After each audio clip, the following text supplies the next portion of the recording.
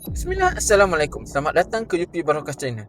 Kali ni Ana nak kongsikan satu kisah benar yang menjadi pengajaran besar buat kita semua. Seorang nenek berusia 97 tahun dalam keadaan uzur dan hasil pemeriksaan beliau didapati menyerahkan saka keturunan bidang kepada waris, tetapi tiada proses pelepasan dilakukan. Saka tidak dilepaskan, ia hanya berpindah. Apabila tiba saat pemutus dilakukan, tubuh nenek ni menggigil dengan sangat kuat seperti ayam kena sembelih. Bukan satu lakonan, bukan satu rekaan. Ini adalah reaksi tubuh apabila perjanjian lama diputuskan tanpa jalan yang betul, tanpa taubat, tanpa pelepasan yang sempurna.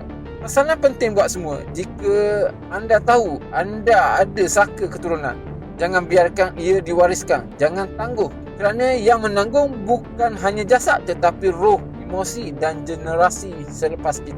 Doa kita bersama, Ya Allah, peliharalah kami dan zuriat kami daripada syirik yang kami sedari atau tidak sedari. Putuskanlah segala ikatan yang engkau murkai dan gantikanlah dengan perlindunganmu, Ya Allah. Jika video ini memberi manfaat dan peringatan, akan like, share kepada ahli keluarga dan sahabat agar menjadi asbab hidayah dan perlindungan buat lebih ramai orang. Ikhtiar dengan ilmu, sembuh dengan izin Allah. Assalamualaikum, jazakallahu khair.